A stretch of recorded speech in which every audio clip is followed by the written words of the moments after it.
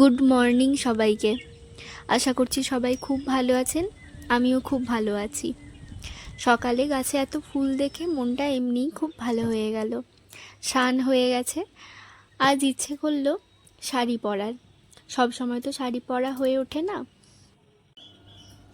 সকালে সব থেকে ভালো সময়টা এই টাইমটা, এই পুজো করার সময়টা। যেরকমটা প্রথমেই বললাম, অনেক ফুল ফুটেছে, তাই মনে হলো মালা গাঁথি। ঠাকুরদের মালা পরিয়ে কেমন লাগছে আপনারা জানাবেন। আমার তো বেশ লাগছে।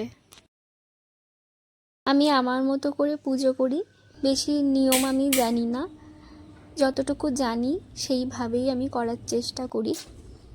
আশা করছি আপনাদের দেখে খুব ভালো লাগবে।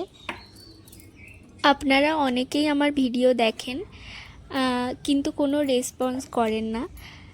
তো আমি চাইবো যে আপনারা অন্তত ভিডিওতে একটা লাইক করবেন, আর পারলে সাবস্ক্রাইব করে নিন। তাতে করে আমার ভিডিও দিতে, নতুন নতুন আরও ভিডিও বানাতে খুব ভালো লাগবে। এখন তো রথ চলছে, রথের মেলা হচ্ছে আমাদের বাড়ির পাশেই। তো আজ বিকেলে সেখানে যাওয়ার ইচ্ছে আছে। যদি যাই তো এরপর আমি সেটাও দেখাবো নেক্সট পার্টে।